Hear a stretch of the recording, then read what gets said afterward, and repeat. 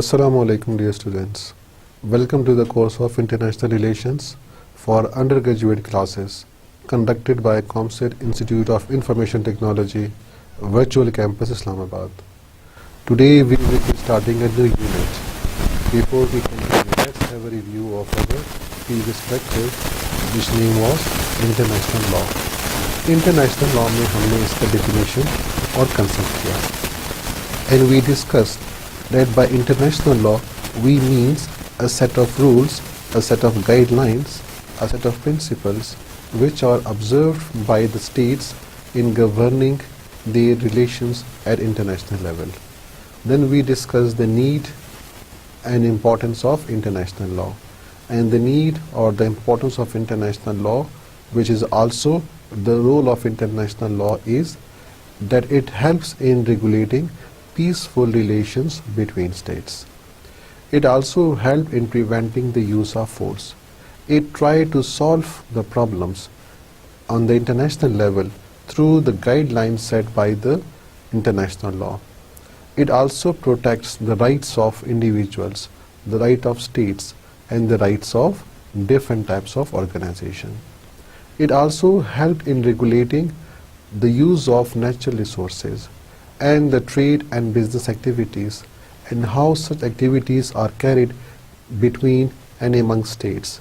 It also helps in regulating the conduct of states, how the states would behave in different types of situations, and how they solve the problems and the disputes through the use of international law.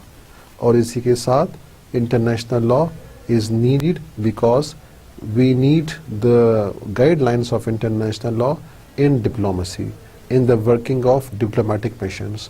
What would be the diplomatic communities? And as a result, the role is that it has given us all these principles and guidelines related to diplomatic staff and diplomatic functions. Then the sources of international law.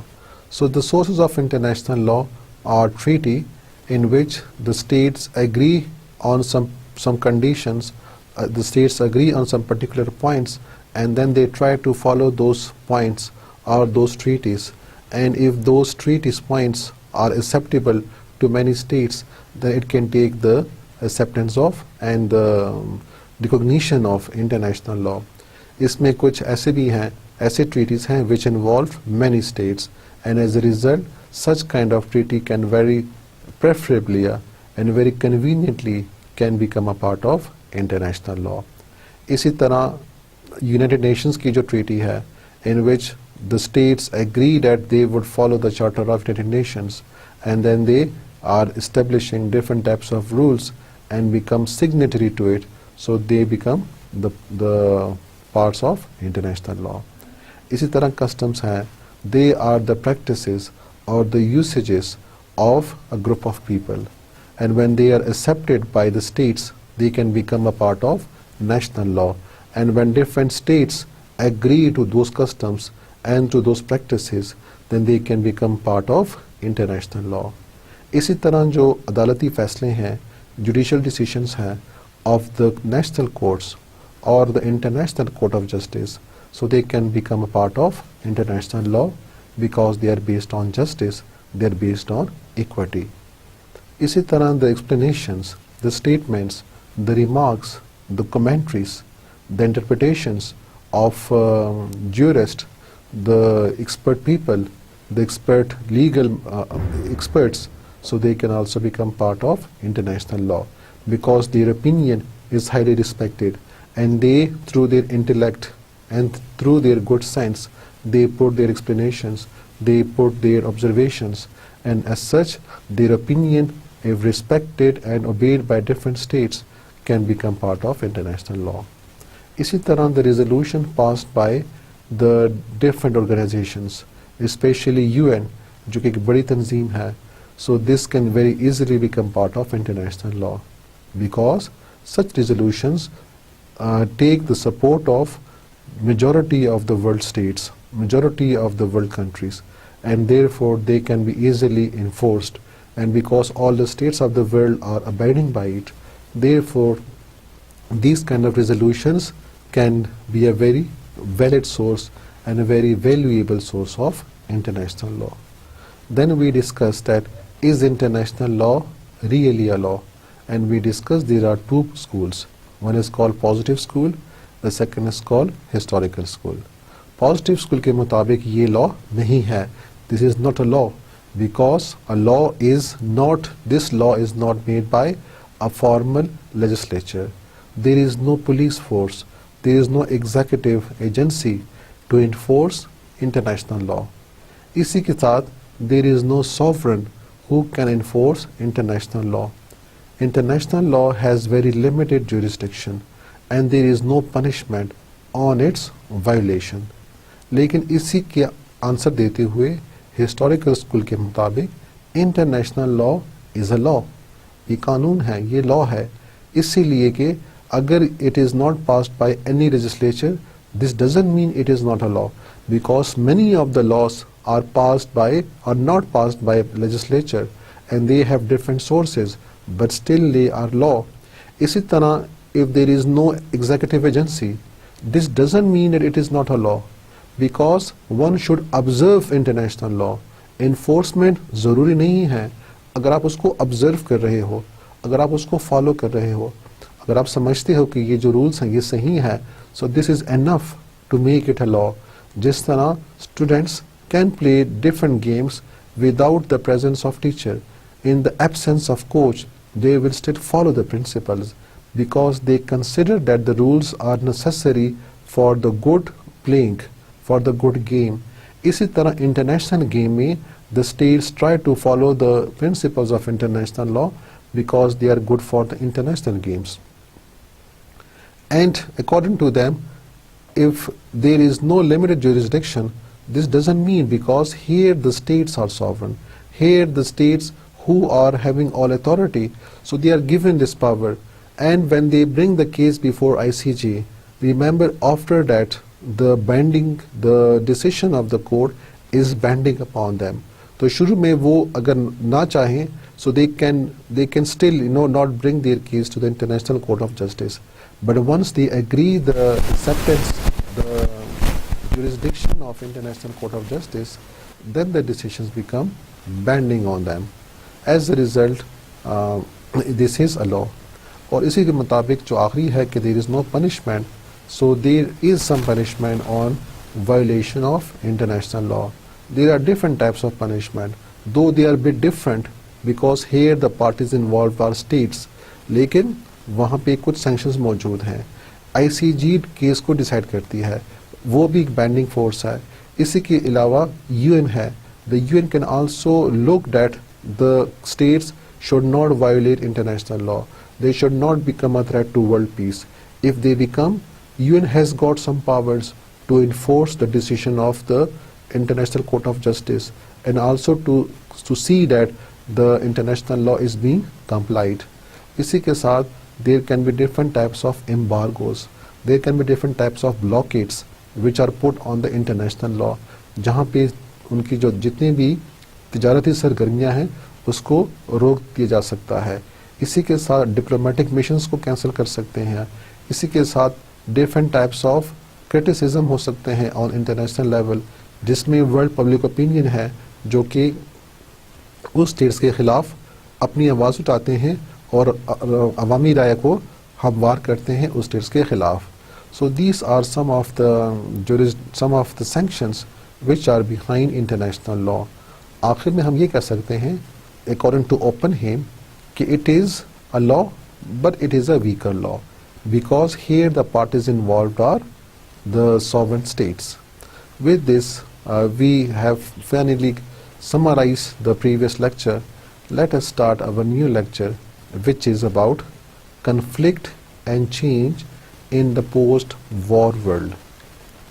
In this unit we would discuss and we would know about League of Nations. The short form for League of Nations I would use is LON in this lecture.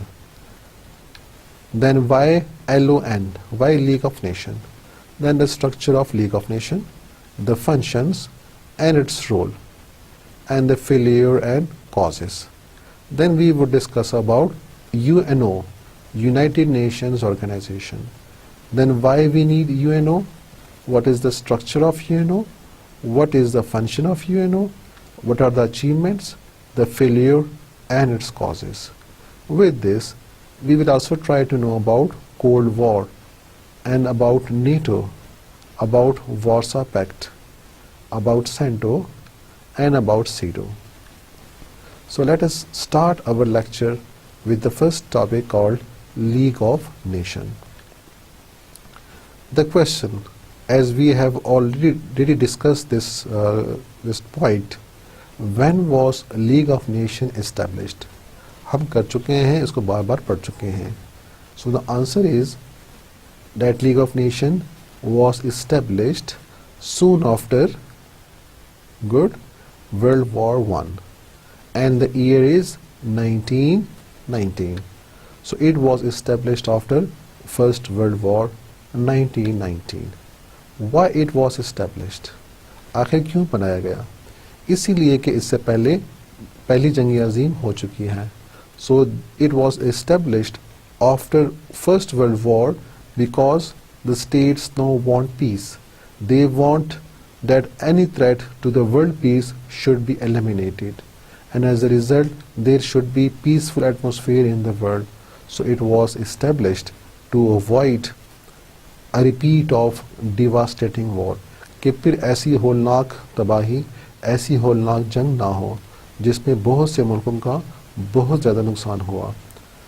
It was the first significant institution with a clear objective to maintain universal peace. ये आपको सबसे ज़्यादा वाज़ेह एक step नज़र आ रहा है, सबसे एक मुनफरिद इदारा नज़र आ रहा है जिसको सिर्फ इसलिए बनाया गया कि ये दुनिया में अमन लाए, कि ये दुनिया से जंग को ख़त्म करे. अगर इससे पहले कोई तंजीमें थी तो वो सिर्फ इलाकाई हद तक महदूद थी, लेकिन this league of nation was try to bring peace in the whole world. दुनिया में कहीं पे भी जंग ना हो, पूरे अमन आए. So this was a very good purpose of the League of Nations. Similarly, to develop cooperation among nations and to guarantee them peace and security. So these were the objectives of the League of Nations. The League goal included disarmament, preventing war through collective security, settling disputes between countries through negotiations, diplomacy, and improving global welfare. League of nation ने दुनिया में अमन लाना है, दुनिया को जंग से बचाना है, इसी के साथ उन्होंने डिसआर्मामेंट करना है. We have already discuss what is disarmament, कि दुनिया को असलहे से पाक करना है, असलहे की जो रेस है उसको दुनिया से बचाना है. And preventing war through collective security. यहाँ पे एक वर्ड आया है कलेक्टिव सिक्योरिटी. कलेक्टिव सिक्योरिटी का मतलब है कि सारे की मुश्तरका एक जिम्मेदारी है कि वो दुनिया में अमन लाए और जंग के ख़िलाफ़ हो. जिसका मतलब ये है कि अगर फ़र्ज़ करें कोई भी कंट्री दुनिया की अमन के लिए ख़तरा है, a country if it is becoming a threat to the world peace, then all the countries would take it as their responsibility to fight against that country to make it peaceful. तो सारों की एक मुश्तरका जिम्मेदारी है, एक collective security है, सारों की सिक्योरिटी आपस में मुंसलिक है. So all the states would combine together to fight for the security, to fight for bringing peace. And similarly they have to settle disputes through negotiations, through talks. In this way, peace can be achieved. The problems should not be solved through wars. War is not a problem to the peace. Rather, it is negotiations, it is through diplomacy that the dispute should be solved. Now, some questions about League of Nations. Remember, it is being said that League of Nations is the brainchild of withdraw Wilson. मतलब ये है कि ये withdraw Wilson का एक जहनी इख्तिरा है. ये विड्रो विल्सन ने इसके बारे में सोचा और इसके बारे में उन्होंने अपना आइडिया दिया. हालांकि इसमें कुछ और भी नाम हैं, लेकिन विड्रो विल्सन का नाम ज़्यादा मुनफरिद है, ज़्यादा नुमायाँ आता है लीग ऑफ नेशन के इस्टेब्लिशमेंट में, क्योंकि विड्रो विल्सन चाहता था कि एक ऐसी तंजीम हो जो कि दुनिया में अमन के लिए काम करे, जो कि दुनिया को फिर ऐसे होलनाक जंगी अजीम से बचाए। इसीलिए उन्होंने इस तरह सोचना शुरू किया। इसके अलावा इसमें एडवर्ड ग्रे का नाम भी आता है, जो कि ब्रिटेन फॉरेन सेक्रेटरी था उस वक्त। अब क्वेश्चन ये है कि हु वॉज विल्सन, कि नाम हम पहले भी कर चुके हैं। सो हु वॉज विल्सन और हु वॉज वुडरो विल्सन? आप सोचेंगे, आपका आंसर होगा कि Woodrow Wilson was US president. He was US president during world war one and even after World War I for some years. So he was a very intellectual person, and he worked very much for bringing peace in the region according to the US history. So on January 18, 1919, the peace conference under the chairmanship of Wilson convened in Paris. तो Paris में 1919 में ये piece conference बुलाई गई, जो कि Wilson की सरबराही में मुनक्किद की गई। This conference accepted the proposal to create the league of nation on January 25, 1919। सो आखिर में ये जो कॉन्फ्रेंस है, उन्होंने ये तजवीज़ दी और ये फैसला किया कि लीग ऑफ नेशन को बनाया जाए, एक ऐसी तंजीम जो कि दुनिया में अमन लाने के लिए काम करे। President Wilson was then made chairman of the 19-member commission established to formulate a list of rules and regulations for an international organization. तो विल्सन को उस कमेटी का, उस कमीशन का चेयरमैन बनाया गया, and the task was that this committee would make the rules. This would make the guidelines कि जो लीग ऑफ नेशन है, ये जो इंटरनेशनल ऑर्गेनाइजेशन है, इसका स्ट्रक्चर कैसा हो, इसकी वर्किंग कैसे हो, इसका फंक्शन क्या हो। So all these task was given to that commission whose chairman was president Wilson of United States. In the picture you can see the image of President Wilson of United States. Now, it is also being said that League of Nations at the end was a failure. ये नाकाम हुई, लेकिन कुछ लोग ये कहते हैं because there were some countries that did not join League of Nations. League of Nations में कुछ countries ने हिस्सा नहीं लिया, या उन्होंने बेहतर तरीके से हिस्सा नहीं लिया, या उन्होंने अपनी रिस्पॉन्सिबिलिटीज़ कुछ कंट्रीज़ ने नहीं की।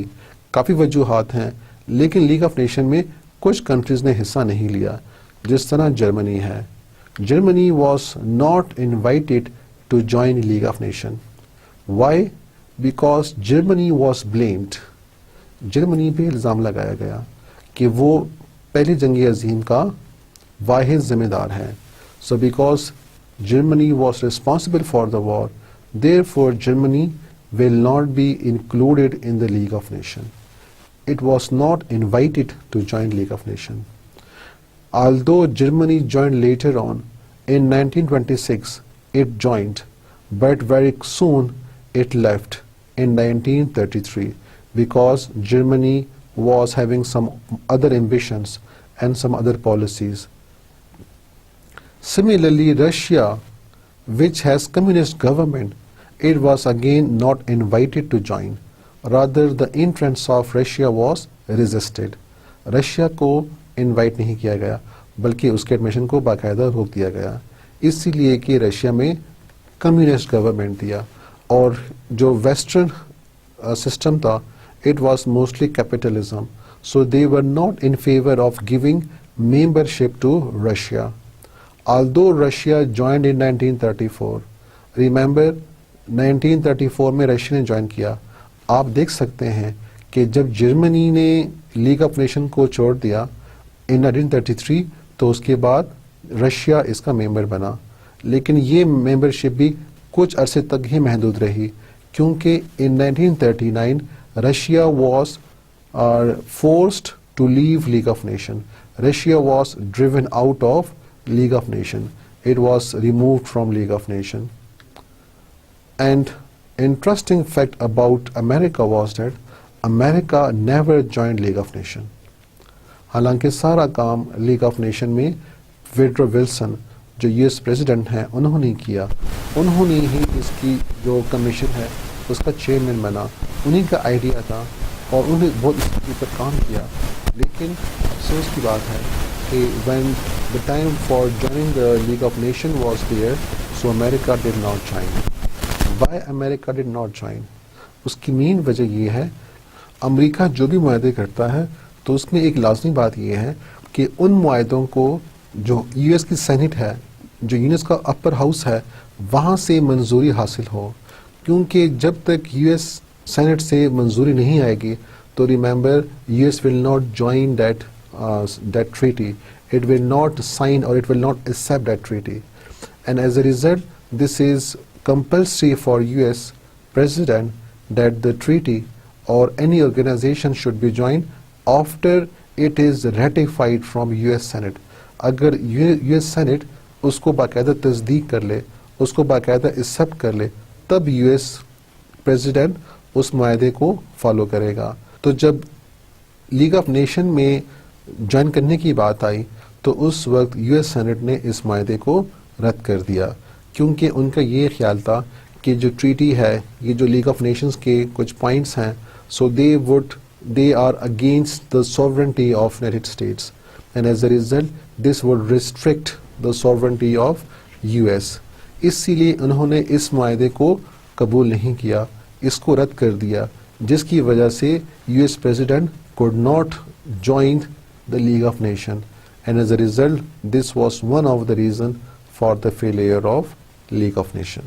Here in the image you can see the logo of League of Nations, जो कि blue background में you can see also a star and the League of Nations being written. It's 1919.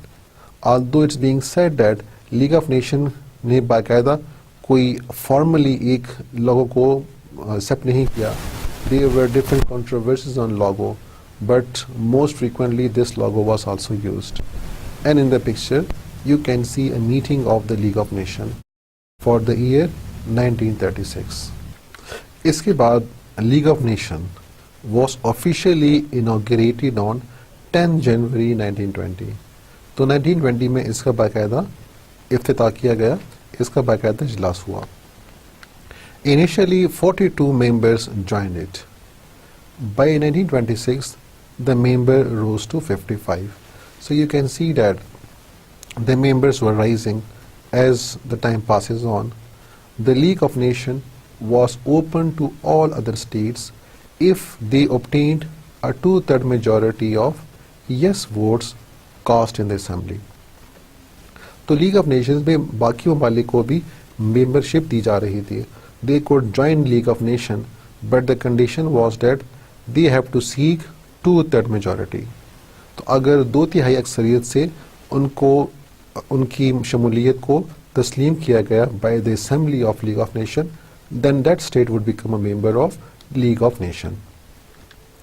The proposal for adopting an official symbol were made during the League beginning in 1920, but the member states never reached agreement. तो जैसा मैंने पहले भी बताया कि एक official symbol के लिए लीग ऑफ नेशन ने शुरू में कुछ इजलास किए, कुछ उनकी ऊपर डिस्कशंस आई, लेकिन they could not agree on. However, League of Nations organization used varying logos sometimes. इसलिए वो मुख्तलिफ किस्म के फ्लैग्स यूज किए during the time. The official language of the nations were French, English and Spanish. तो ये कुछ उनके जो सरकारी लैंग्वेज थे, सरकारी ज़ुबान थे, वो फ्रेंच, इंग्लिश और स्पेनिश थे। अब इसके बाद आते हैं structure of league of nation. आखिर लीग ऑफ नेशन का स्ट्रक्चर क्या था? So there were some organs of League of Nations.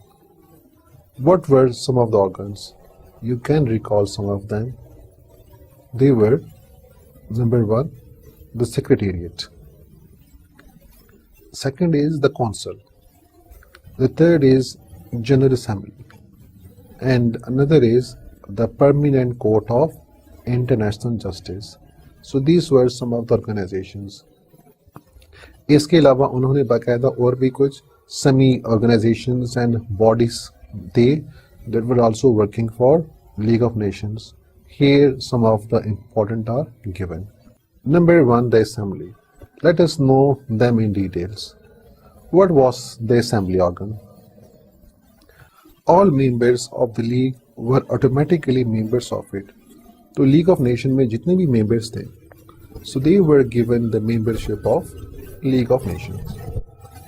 So this means that all the members which are coming to acquire the membership of League of Nations, so they will also be a member of the Assembly of League of Nations.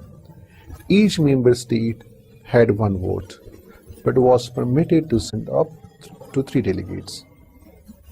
तो हालांकि उनका vote तो एक ही होता, लेकिन every state was allowed to send 3 members or 3 delegates. The assembly held its sessions once a year in September. तो साल में ये एक दफ़ा मिलता, and this would meet in the month of September. And every state was given one vote. All the states were assumed to be equal. Their vote was equal, but a state can send 3 delegates or 3 members. What were the function of the assembly? So number 1, it could control the budget. तो जितना भी League of Nations का budget था, this was to be discussed by the General Assembly, and the General Assembly or the Assembly of the League of Nations would control the budget. Second, it would also deal with the admission of new members of the League. तो League of Nations में जो भी members आते, तो उनको admission League of Nations देता. So admission of new members to the League. तो League of Nations में कोई भी अगर member आता, so the Assembly would discuss that case, and the Assembly through the majority would allow a member to become a part of League of Nations. So this was again one of the important function of League of Nations. इसके अलावा all matters affecting world peace, so they were to be taken by the Assembly. So the Assembly would take those matters, those problems, and they would discuss that because they were affecting world peace. Another function of the Assembly was that it could make amendment to the covenant and revision of treaties, which means that all the covenants or the treaties which were to be discussed by the League of Nations, so the Assembly can bring amendment to it. It can modify those treaties. तो उसके पास ये power थी कि वो जो conventions हैं या जो ट्रीटीज हैं उनको रिवाइज कर सके, उसमें कोई तब्दीली ला सके. इसके अलावा उनका दूसरा काम electing non permanent members of the council था, क्योंकि जो काउंसिल है उसमें 2 किस्म के मेंबर्स थे. One of them were permanent members, the second were non permanent members. So the selection of non-permanent members was also one of the function of assembly. इसी तरह the formulation of rules regarding the selection and terms of the council member was also one of the important function of the assembly. Now let us come to the function of the council. What would the council do? How were they selected? And what were the members of the council? Let us know about them. The council was a coalition of the 4 permanent members. तो council में 4 मुस्तकिल अरकान थे. वो कौन से अरकान थे? They were coming from France, Italy, Japan and UK. तो ये वो 4 ममालिक थे जो कि council के मुस्तकिल अरकान थे. ये चेंज नहीं होते, ये हमेशा रहते. Only the members can change, but these countries would always be represented in the council. Germany joined in 1926, but left in 1935.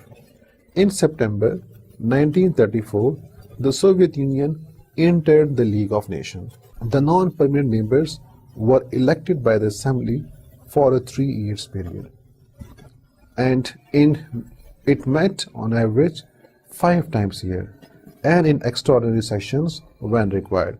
तो जो non-permanent members थे, so they were elected for a 3 years term and they would meet more frequently than the assembly.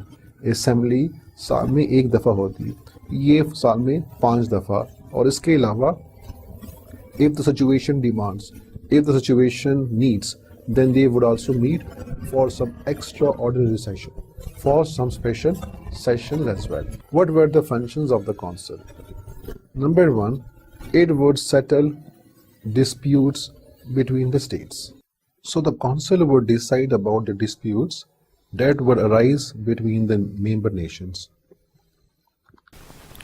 The expulsion of members of the League of Nations that violated the covenant. तो league जो council है, it would also can remove any member of the league if it is not obeying the treaty of the League of Nations, if it is not obeying the covenant of the League of Nations. तो जो league of nation का मुसविदा है, जो उसके agreements हैं, जो उसकी guidelines है, अगर कोई स्टेट कोई मेंबर उस पे अमल नहीं कर रहा, उसको वायलेट कर रहा है, so the council had got this authority to remove that member from the League of Nations. It was also given the function of supervision of mandates. तो जो mandates की निगरानी थी वो भी council की जिम्मेदारी थी. So the council would also look that the mandates are functioned and they are kept, they are operated through the assigned rules and through the assigned guidelines. The approval of staff appointment to the secretariat was also a function of the council. Next, the authority to move the league headquarter. तो जो league का headquarter था उसको change करना, उसको shift करना, वो भी काउंसिल की जिम्मेदारी थी. Only the council can change the headquarter of the League of Nations. And the formulation of plans for disarmaments. असलहे की तखफीफ के लिए, असलहे की कमी के लिए जो गाइडलाइंस थी, जो प्लान्स था, वो भी काउंसिल ने ही निभाना था, काउंसिल ने ही देखना था कि जो डिसआर्मेंट का प्लान है वो प्लान के मुताबिक अमल हो और डिसआर्मेंट को सही तरीके से इम्प्लीमेंट किया जाए. And the obligation to meet the request of any league member to consider any threat to international peace. इसके अलावा काउंसिल कोई भी ऐसे रिक्वेस्ट को जो मेंबर उसको देता कि कोई भी एक ऐसा मसला है which is a threat to international peace, so the council can meet on that particular agenda, it can meet on that particular request and can discuss the issue because the issue was a threat to international peace. So any league member can request the council that they should discuss a matter which is very important because it is a threat to international peace. Another organ of the League of Nations was Secretariat. It was headed by Secretary General, 2 Deputy Secretaries, Secretary General and 2 Under Secretaries. Over the life of League from 1920 to 46, there were 3 Secretary Generals. तो आपको नज़र आ रहा है कि league of nation 1920 से लेके 1946 तक मौजूद रही है और इस अरसे में there were only 3 secretary generals. What were the function of the secretariat? Because it was a secretariat, it was an official office type agency. Therefore, it was responsible for preparing the agenda for the council and the assembly. It also published reports of the meetings and other routine matters. So it would keep the records. It was responsible कि कौन सी बातें, कौन सा agenda है जो council के सामने पेश किया जाए. तो it would prepare an agenda. It would publish the copies. It would also prepare the agenda for the assembly and the things that were discussed, and then the decision that was made by the council or decision made by the assembly. So then this would also publish reports of the meetings and other things which are being decided. Some other bodies of the League of Nations were Permanent Court of International Justice, the Economic and Financial Organization, the Disarmament Commission, the Health Organization, the International Labour Organization, the Mandate Commission, the Commission for Refugees. You can see that most of these bodies are also found in under the UN bodies, and they were started by, most of them were started by League of Nations. There was also a system called the mandate system in League of Nations. What is mandate system?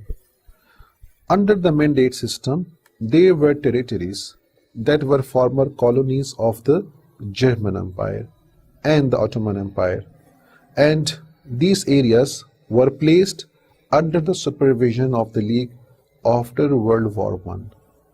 तो mandate system में क्या है?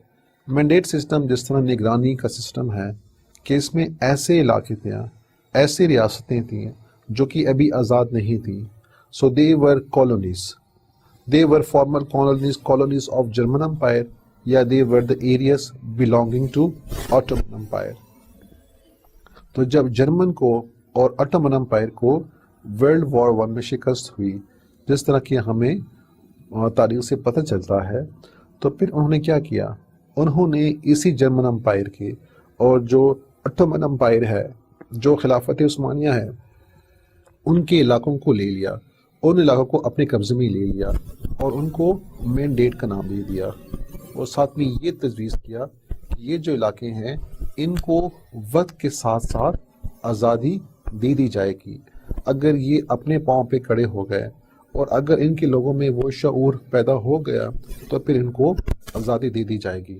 So this was what was called the mandate system. They was put under the supervision of the League. So some of the countries in the League of Nations, mostly the powerful nations in the League of Nations, so they were given this supervision. आप इसको तावान भी कह सकते हैं कि उन्होंने तावान के तौर पे इसको लिया. हालांकि वो तावान का वर्ड तो यूज़ नहीं कर रहे थे, वो इसको मैंडेट कह रहे थे कि ये सिर्फ उनके लिए एक रिस्पॉन्सिबिलिटी है, एक जिम्मेदारी है कि उन्होंने इन इलाकों को डेवलप करना है, उनको तरक्की देनी है, यहाँ तक कि वो डेवलपमेंट के काबिल हो जाए और उसके बाद वो आज़ादी उनको दे दी जाएगी. The 6 mandatory powers were UK, France, Belgium, New Zealand, Australia and Japan. So these were the powers that were given mandates, that were given these colonies to look after them and to ensure that when they get independence, so such countries, such states, such regions would be given independence. The mandate territories were treated as colonies and were regarded as by critics as spoils of war.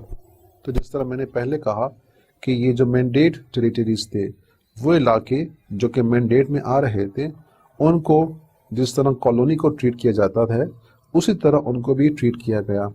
और कुछ के मुताबिक, कुछ नाकिदीन के मुताबिक, दीस वर spoils of war, ये जो जंग से जिन उनको मराआत हासिल हुई, जो तावान हासिल हुआ, ये वहीं है, ये वहीं इलाके थे.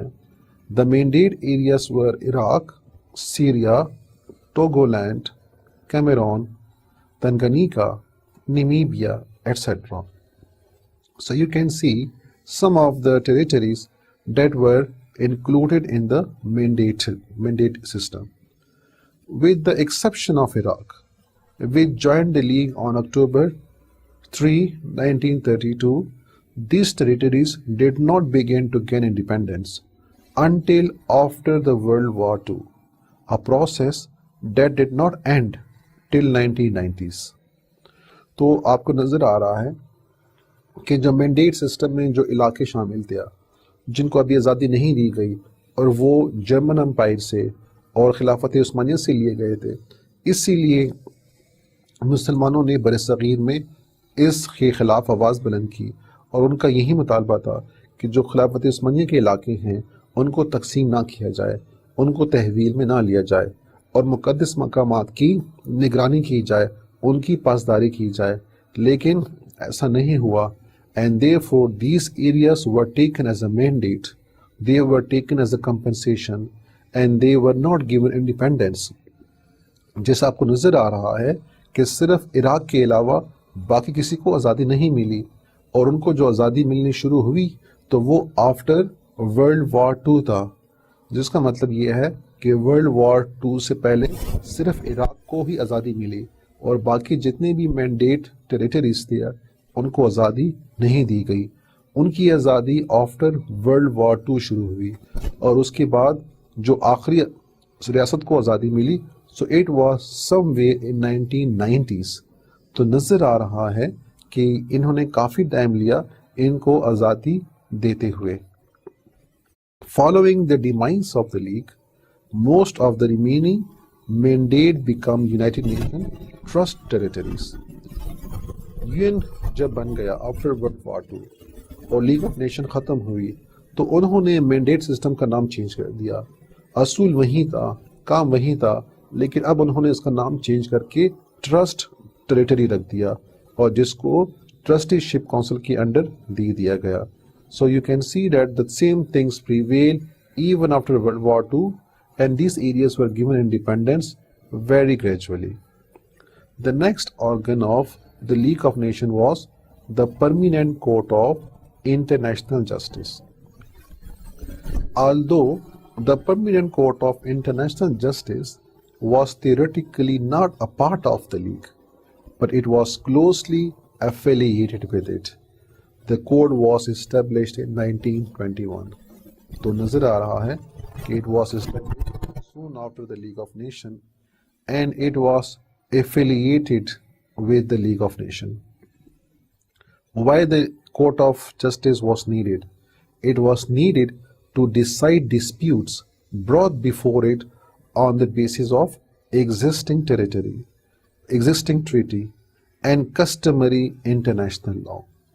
तो इनके मुताबिक क्योंकि डिस्प्यूट्स तो ज़ाहिरी बात है आते रहेंगे, तो कैसे डिस्प्यूट्स को हल किया जाए, कैसे सॉल्व किया जाए, तो इसीलिए उन्होंने इंटरनेशनल जस्टिस कोड को माना, इसकी ज़रूरत को तस्लीम किया और इसका मकसद ये था कि जो भी उस वक्त जो मुआहदे हो रहे थे आफ्टर वर्ल्ड वॉर 1 तो कैसे उन मुआहदों की पासदारी की जाए, कैसे इन मुआहदों को सही तरीके से उस पर अमल किया जाए और नाइंसाफ़ी ना हो। तो इसलिए इन्होंने permanent court of international justice को बनाया ताकि वो इन मुआहदों की पासदारी को देखे। और इसके अलावा जितने भी डिस्प्यूट्स होंगे between international in the international relations between different countries, so these problems are solved through that code by observing of international law. The Court of Justice was composed of 11 judges and 4 deputy judges. So you can see that again the number of judges were 15. What were the achievements of League of Nations? अब League of Nations तो बन गई है, अब इसके कुछ achievements भी होंगे, कुछ इसके failures भी होंगे। Let us see what were the achievements of League of Nations. The League worked to combat the international trade in opium and sexual slavery and helped alleviate the plight of refugees. So the League helped. In which aspect it helped? It helped in stopping the trade of opium. It helped in stopping sexual slavery, जो कि उस वक्त काफ़ी ज़्यादा अरूज पे थी. So it helped in stopping these kind of injustices. It also helped the refugees because it was the time of wars और जंगें काफ़ी होती हैं और even small scale पे wars चल रही होती हैं. So the refugees would always be there. So the how to improve the condition of refugees, how to help them, how to help those people who migrated and they went to other states or other regions. So these refugees were taken care of by League of Nations. They would provide aid, they would provide shelters and they would provide food by League of Nations. इसी के साथ league of nation ने एक passport introduce किया जिसको नैनसेन passport कहा जाता. So the introduction of Nansen passport was internationally recognised. इस पासपोर्ट को जितने भी लीग के मेंबर कंट्रीज थे उन्होंने इसको तस्लीम किया और इस पासपोर्ट को माना जाता ताकि जो रेफ्यूजीज हैं so they can easily move from one state to another state by having this passport. क्योंकि रेफ्यूजीज इतने ज़्यादा थे और बाकायदा उनका कोई स्टेट नहीं था, क्योंकि आज जो स्टेट है वो कल किसी और स्टेट का हिस्सा बन जाता तो उसका नाम ही चेंज हो जाता या उसका जो सॉवरेंटी है वो चेंज हो जाती है.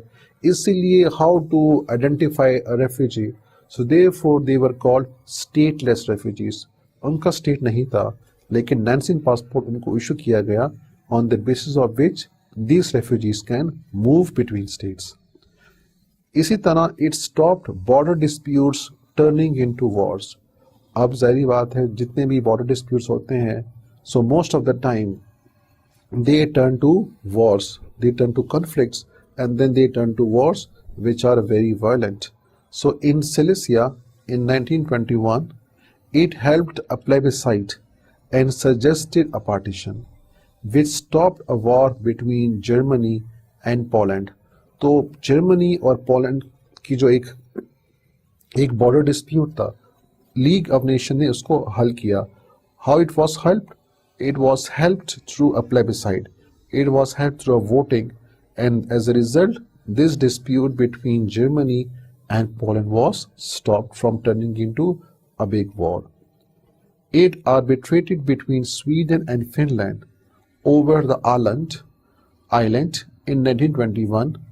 Its investigation showed that the island belonged to Finland.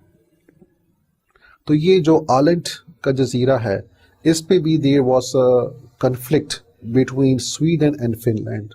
What was the conflict? The conflict was that Sweden and Finland both were trying to have their claim on this island. And as a result, when the League of Nations investigated, and through their investigation, they finally arrived at this conclusion. They finally concluded the result that the island belonged to Finland. हालांकि उसमें जो ज़्यादा आबादी थी वो Sweden के बाशिंदों की थी, लेकिन क्लेम उन्होंने जो देखा, so they accepted the claim of the Finland.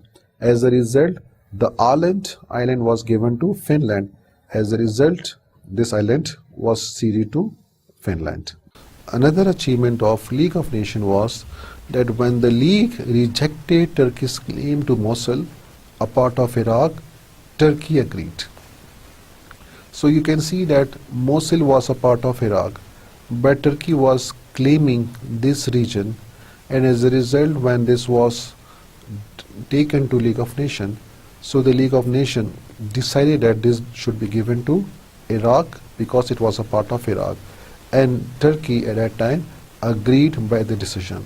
As a result, this problem was amicably solved. इसी तरह when Greece invaded Bulgaria in 1925, the League ordered Greece to withdraw, which it did. So again you can see that it solved the problem of between Greece and Bulgaria. The League also improved people's life. It took 400,000 prisoners of war back to their home. It set up refugee camps after the 1922 war between Turkey and Greece. तो आपको नज़र आ रहा है कि सिर्फ state की सतह पे भी नहीं, बल्कि even on the individual level, it helped a lot. It improved the condition of the people. It helped the prisoner as well. Almost 400,000, 4 lakh कैदी, इनकी वजह से they came back to their homes. They were finally back to their states. And it also sets different types of refugee camps. Whenever there were wars, so it would set refugee camps to help the refugees escape their plights and escape their problems. The health committee worked against leprosy and malaria. तो आपको ये भी काफ़ी ज़बरदस्त achievement है कि the League of Nations helped against leprosy and malaria, जो कि काफ़ी ख़तरनाक उस वक्त जाने जाते हैं, and they were responsible for different deaths. The League closed down 4 Swiss companies which were selling drugs and attacked slave owners in Burma and Sierra Leone, setting free 200,000 slaves. So you can see that the League again helped very much in the social service, and they worked against slavery. They also worked against the drug sellers, and as a result they have freed more than 200,000 slaves. तो 2 लाख से ज़्यादा जो कैदी थे, so they were slaved by the effort of League of Nations. Most of the bodies were accepted by UN and continued to work. So the League of Nations achievement is so great that many of the works, many of the bodies that were established by the League of Nations, so they were taken by United Nations, they were accepted by United Nations, and they were allowed to continue work under UN.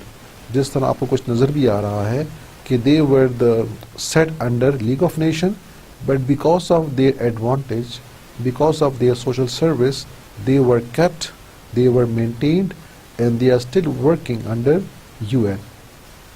जिस तरह international refugee organisation है, इसी तरह international court of justice है, international labour organisation है, economic and social council है, the world health organisations है. So you can see that these bodies also exist under UN at present. Now let's discuss the failure of League of Nations. The outbreak of World War II was the immediate cause of League's demise. सबसे पहली इसकी जो नाकामी है वो दूसरी जंग अजीम का होना है. तो दूसरी जंग अजीम का होना बजाते खुद इसकी नाकामी है, because the League was established for preventing the world from the war. But we can see that even in the presence of League of Nations, World War II was happened, it occurred. As a result, the utility, the function of League of Nations was failed. Second, League of Nations lacked an armed force of its own and depended on the great power to enforce its resolution, which they were very reluctant to do. तो इसके पास बाकायदा अपनी कोई फ़ौज नहीं थी, अपनी कोई फ़ौजी सामान नहीं था जिसके ज़रिए ये जो अमन है या जो अमन की जितनी भी एफर्ट्स हैं उसको इन्फोर्स करता, क्योंकि this was dependent on other countries and therefore the other countries would not give them the aid, they would not give them the funding, they would not provide them the armed forces. So as a result, because League of Nations was without any armed force of its own, as a result this could not achieve stability, this could not stop war on its own, and the League of Nations was failed to bring peace. Then the economic sanctions were the most severe measures the League of Nations could implement, but it had no great impact on the target country because it would trade with those outside the League. तो league of nation का सबसे बड़ा हथियार क्या था कि वो किसी कंट्री के ऊपर इकोनॉमिक सैंक्शन लगा देता, उसके ऊपर तिजारती पाबंदियाँ लगा देता, लेकिन इसका कोई ख़ास फ़र्क नहीं पड़ता क्योंकि वो जो कंट्री थी वो किसी और कंट्री के साथ अपने इकोनॉमिक रिलेशंस बना देती है जो कि लीग ऑफ नेशंस के मेंबर नहीं होते. So as a result these economic sanctions were also not fruitful. The League's two important members, Britain and France, were reluctant to use sanctions and even reluctant to resort to military action on the behalf of League. तो जहाँ कहीं पे भी league को ये observation आती कि कहीं पे अमन को ख़तरा है तो उनका ज़्यादा इन्हिसार किस पे होता, जो उसके सबसे बड़े ताकतवर मेंबर्स थे जिसमें ब्रिटेन और फ्रांस शामिल है. लेकिन बरतानिया और फ्रांस दोनों मदद करने को तैयार नहीं रहते जिसकी वजह से वो मसला हल नहीं होता. इसी तरह Britain and France both abandon the concept of collective security in favour of appeasement, जिसका मतलब ये है कि हालांकि लीग ऑफ नेशन का ये एक ख्याल था, उनकी एफर्ट थी कि दुनिया में अमन कायम रहे, इसलिए असले की दौड़ नहीं होनी चाहिए. लेकिन जब हिटलर ने असले की दौड़ शुरू की तो बरतानिया और फ्रांस दोनों खामोश रहे, दोनों चुप रहे क्योंकि उनका रवैया मुसालिहाना था. वो कुछ नहीं कहना चाहते थे, वो जर्मनी के ख़िलाफ़ कोई बात नहीं करना चाहते. उनका एटीट्यूड मुसालिहाना था, एक फ्रेंडशिप एटमॉस्फेयर था, लेकिन जिसकी वजह से आखिर में नुकसान हुआ. इसी तरह वन की weakness was that US never joined it. तो जब अमेरिका एक ताकतवर मुल्क होके इसका मेंबर नहीं बना, जिसकी वजह से भी लीग को अपने फैसलों को इन्फोर्स करने में मुश्किलात आती. Representation of the league was often a problem. many of its members never joined or their participation period was very short. So you can see that एक तो रिप्रेजेंटेशन का मसला रहा, क्योंकि जो इसके मेंबर्स थे तो वो वहाँ पे नहीं आते, वो इनकी मीटिंग्स में शामिल नहीं होते, और अगर फ़र्ज़ करें वो शामिल हो भी रहे हैं तो उनका जो ड्यूरेशन ऑफ पीरियड है जिसमें उन्होंने अपनी मौजूदगी शो की, अपनी मौजूदगी का इजहार किया, तो वो टाइम भी बहुत कम है, जिसकी वजह से लीग अपने जो मेंबरान थे उनकी शमूलियत से महरूम रहा। इसी के साथ some of the big powers also left league of nation at the end, जिसमें आपको जापान नज़र आ रहा है। Japan left league of nation in 1933। Italy भी एक ताकतवर मुल्क था, it also left in 1937। Germany left in 1933। इसी तरह Soviet Union was expelled in 1939। So all these powerful countries were out of the League of Nations. As a result, League of Nations was bound to failure. And many members protected their own national interest and were not committed to the League or its goal. So because these members were very self-interested, again the League of Nations failed. In 1920, the Poles captured Vilna and refused to withdraw when the League ordered it to. The League could not stop war when powerful nations were involved. तो जब बड़े ताकत involve होते तो league of nation बेबस दिया, इसलिए again fail हुआ। Turkey drove the Greek out of Smyrna in 1922. France invaded Rhodes in 1923 when the Germans did not pay reparations. In 1923, after an Italian general named Telani was murdered in Greece, Italy occupied curfew. Greece asked the League for help, which ordered Mussolini to leave, but the Conference of Ambassadors overruled the League and forced Greece to pay compensation to Italy. So you can see कि conflicts आ रहे हैं, लेकिन league of nation उसको हल नहीं कर रही, उसको सॉल्व नहीं कर रही, जिसकी वजह से प्रॉब्लम्स मज़ीद ख़राबतर हो रहे हैं। ILO भी फेल हुई, international labour organisation, it could not persuade the member countries to adopt 48-hour week for the laborers, कि मजदूरों के लिए 48 आवर की वीक को नाफिज करें। इसी तरह the league also failed on disarmaments. As a conclusion we can say that the league of nation was successful in small ways in 1920s. It's helped in stopping small wars. It helped in improving the lives of people, but it could not do many things as regarding stopping wars and conflicts. It could not defend the Treaty of Versailles. It could not make disarmament very fruitful. It failed to get disarmament. It could not persuade the powerful country to stop fighting. So as a result, there were clashes, there were conflicts. इसके अलावा फिर भी जितने भी member countries थे, they were involved in disarmaments. They were acquiring weapons. While most of them were silent, they were not giving any attention. And these conflicts, because they could not be resolved, as a result, finally resulted in World War II. Let us have a summary of today's lecture. So we started with the League of Nations, and we discussed that League of Nations was made for the purpose of preventing any threat to the world peace and to bring peace and to stop wars. The structure of League of Nations was that it has a secretariat, the council, General Assembly, and the Permanent Court of International Justice. We discussed the failure and the role of League of Nations, कि कहाँ पे ये बेहतर हुआ, कहाँ पे ये fail हुआ, इसके मुख्तलिफ जो अचीवमेंट्स थे वो भी हमने डिस्कस किए, इसके हमने फेलियर भी डिस्कस किया है. Overall, we are finished with the League of Nations. In the next lecture, we will talk about United Nations. With this, we come to the end of this unit. I hope you understand. I wish you best of luck. Allah Hafiz.